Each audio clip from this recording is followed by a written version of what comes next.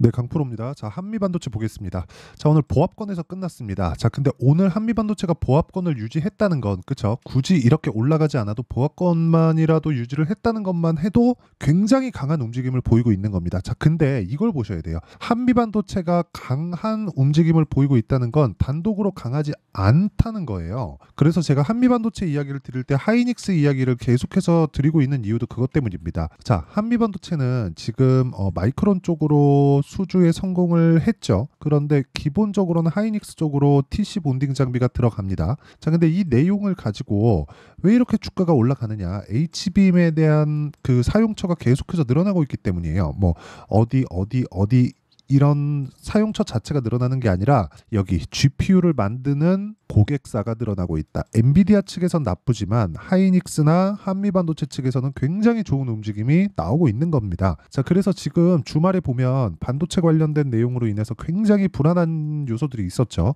자, 일단 이란이 이스라엘을 공격을 했습니다. 그러면서 시장이 굉장히 불안한 요인들이 있었습니다. 실제로. 자, 근데 제가 주말에도 영상을 남겨드렸어요.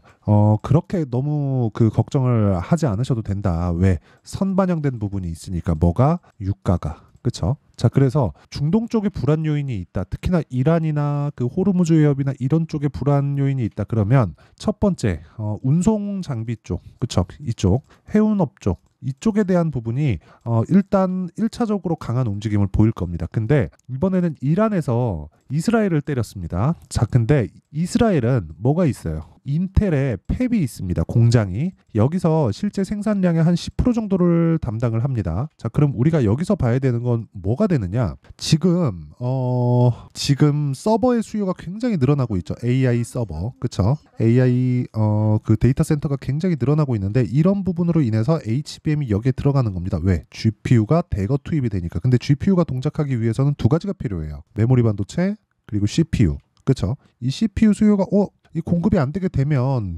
문제가 있는 거 아니냐 이런 상황이었는데 지금 그런 부분을 말끔히 해소를 시켜준 게 유가입니다. 유가. 자, 보세요. 지금 유가 선물은 돌고 있습니다. 물론 아직까지 본장이 된 건 아니에요. 근데 오늘 뭐 미증시에 대한 움직임도 그렇게 나쁘지 않을 겁니다. 일단 금요일 날 하락을 크게 한 차례 맞았죠. 그러면서 여기 보시면 자, 반도체 쪽으로 대거 떨어져 있는 그런 상황을 볼 수 있죠. 그렇죠? 엔비디아 2% 빠지고 5% 빠지고 3% 빠지고 이런 식이에요. 근데 그런데도 불구하고 여기 하이닉스는 안 빠졌고요. 뭐 물론 삼성전자는 좀 빠졌습니다. 근데 여기 한미반도체도 보합권을 유지했다는 점 진짜 굉장히 좋은 시그널이라고 보시면 되고 제가 그동안 이야기를 드렸었던 내용들이 다 맞아 들어가는 것 다. 왜? HBM 즉 메모리 반도체에 대한 그 사용처 자체가 늘어나고 있고 GPU를 만드는 기업들 그렇죠. 그러면 엔비디아에 대항할 수 있는 세력들이 생긴다는 겁니다. 그러면 엔비디아는 어쩔 수 없이 뭘 해야 돼? 가격을 낮춰야 돼요. 그렇죠.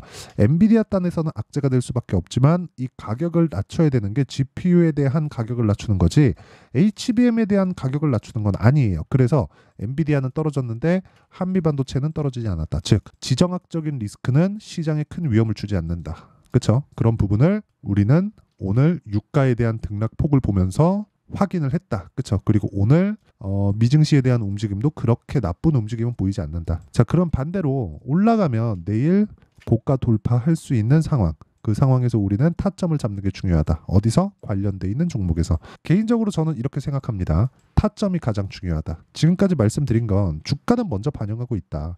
언제까지 올라갈까요? 이렇게 물어보시는 분들이 꽤 있는데 명확하게 답을 내려드릴게요. 실적이 3에서 4분기 정도 개선되고 어느 정도 수치를 만들어냈는지 이 정도 딱 체크하면 고가는 못 잡아도 근사치는 잡을 수 있습니다. 그렇죠? 그러면 지금 어느 정도 수준까지 와 있느냐? 삼성전자의 실적이 HBM을 납품하지 않는데도 불구하고 개선이 됐죠.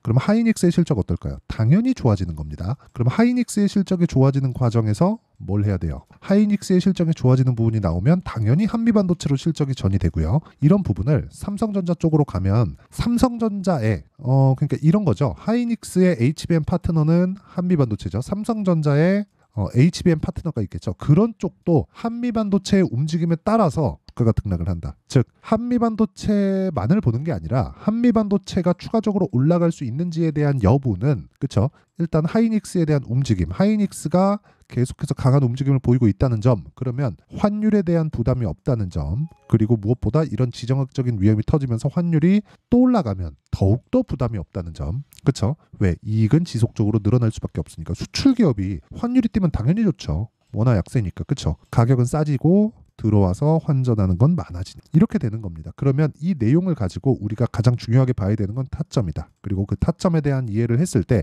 지금까지 제가 원리에 대해서 그리고 한미반도체가 더 오를 수밖에 없는 이유에 대해서 이야기를 드린 거고, 여기서 제가 굳이 그쵸? 여기 수급에 대해서 이야기를 드리지 않는 이유는 수급은요 시시각각 변합니다. 그런데 시세는 그쵸? 특히나 이런 대형주 단에서는 시세가 변하는 게 뭐 한두 차례 내린다 그래갖고 그 시세가 완전히 박살이 나거나 끝나거나 그런 게 아니에요. 그쵸? 그래서 지금 가장 중요한 건 철저하게 타점에 대한 이해, 그리고 시세가 어떻게 나오는지에 대한 원리에 대한 이해, 이게 필요하다고 말씀드리는 겁니다. 자, 그리고 그 원리에 대한 이해가 되었을 때 이런 정도의 계좌 수익을 만들 수 있습니다. 1월 1일부터 4월 15일까지 그쵸? 대략 한 3개월 반 동안 내 계좌 수익률은 79.7%입니다. 한 80% 정도 나옵니다. 자, 그리고 이건 계좌 수익이기 때문에 손실난 부분이 다 포함되어 있는 거고 종목 수익이 아닙니다. 어떻게 해야 계좌가 한 2배 가까운 그쵸? 한 3개월 정도가 지났는데 한 2배 가깝게 늘어날 수 있는 건지 종목 관련돼서 이해를 하면 너무 당연하게 상황을 만들 수 있는데, 자, 내용 보겠습니다. 자, 보세요. 여기 보면 제가 LS 머티리얼즈를 매수하고 있는 그런 상황인데 어때요? 반등을 확인하고 나서 계속해서 매수 관점을 잡고 있다.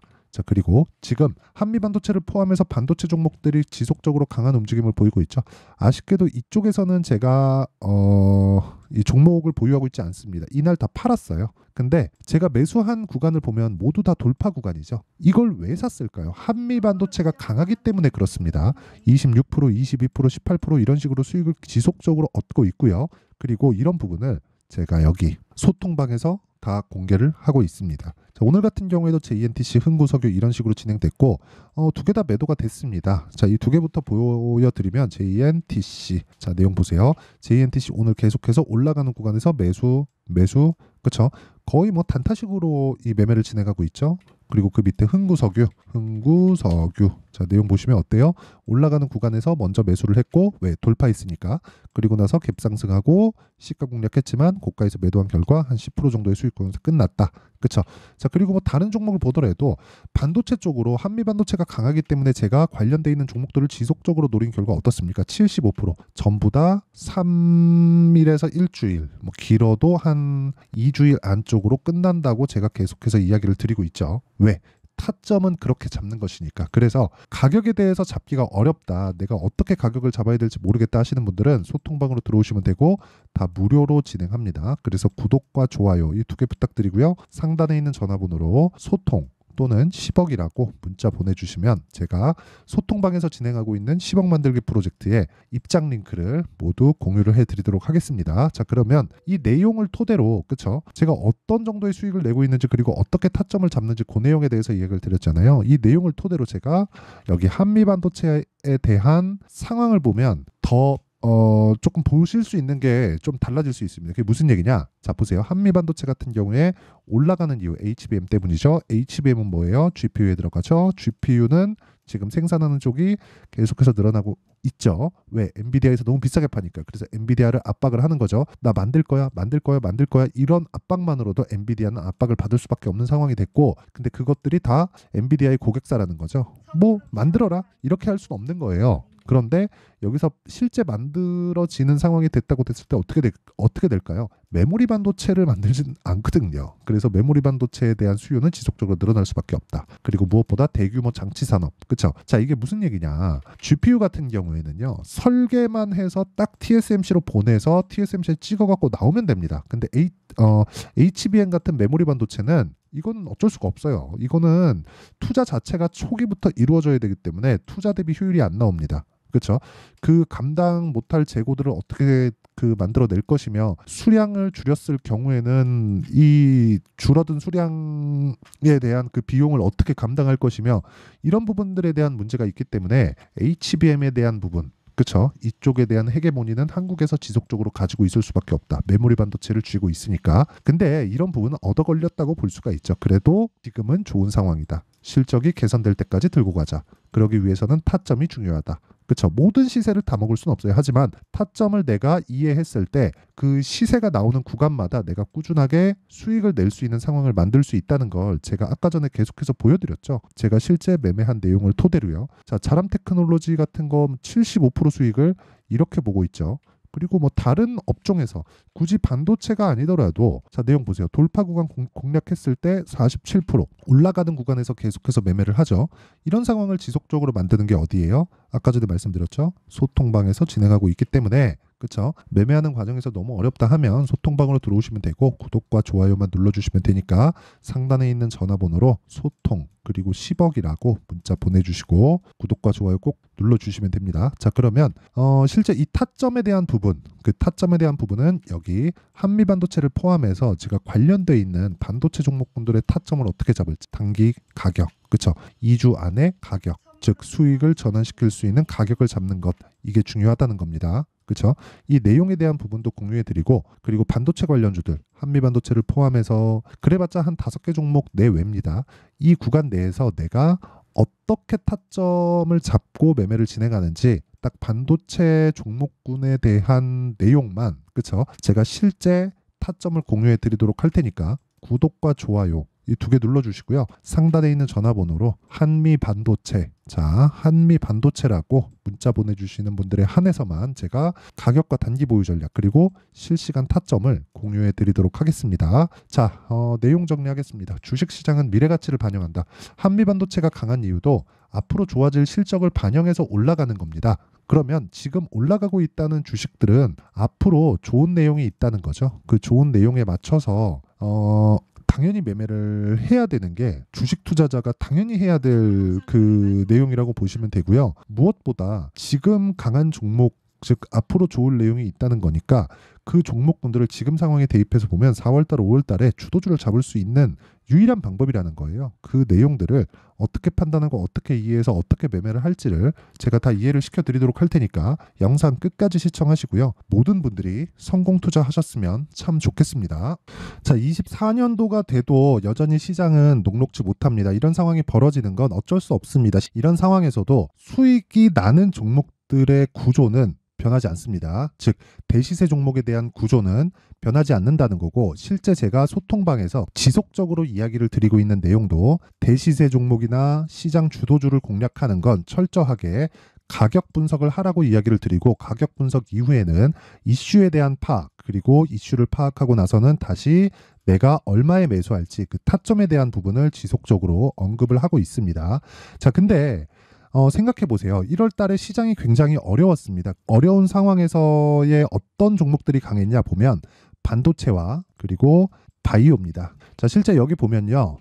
HLB에 제가 실제 매매한 내용을 띄워놓고 보여드리고 있는데 1월 22일부터 매매를 시작해서 4일 동안 31%의 수익 마감이 됐고요. 그리고 여전히 신고가 종목입니다. 자, 그리고 그 다음 어보브 반도체 이름을 보시다시피 반도체 종목이죠. 그리고 AI 반도체는 지속적으로 강세를 보이고 있습니다. 이 종목도 신고가를 먼저 달성한 이후에 제가 21%의 단기간에 21%의 큰 수익을 내고 마감이 됐습니다. 다시 재공략을 준비하고 있고 이런 부분은 소통방에서 다 공유를 해드립니다. 자, 그리고 그 다음 코세스. 자, 코세스 같은 종목도 당연히 그쵸 신고가 종목이고요. 그리고 반도체 종목입니다. 이 종목도 영업일 기준에서 이틀 동안 대략 한 15%의 수익 마감이 됐습니다.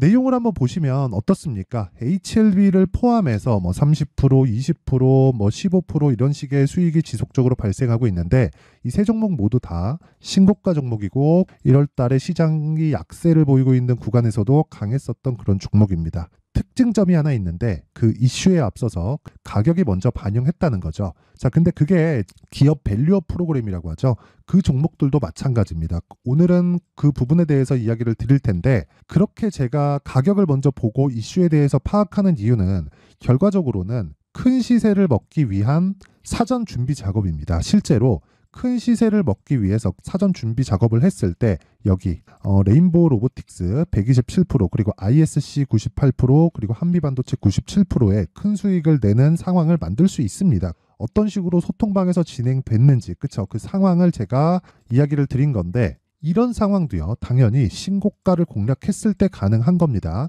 자 그러면 이번에도 마찬가지입니다. 그쵸? 정부 주도의 코리아 디스카운트 해소 방안이 2월 달에 발표를 하고요. 그리고 2월 달에 발표된 내용을 토대로 주가가 움직이는 게 아니라 이미 움직인 내용이 있죠. 실제 이 내용은 크게 중요한 게 아니라는 겁니다.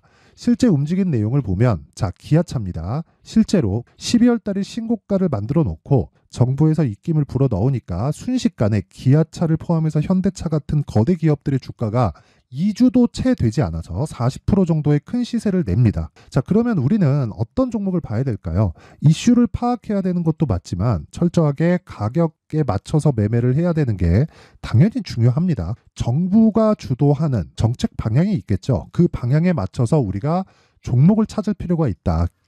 자, 그러면 답이 나왔습니다. 정부가 주도하는 방향에 맞춰서 제2의 기아차를 찾는 게 지금은 중요하다. 근데 정부 정책의 방향에 맞게 가자.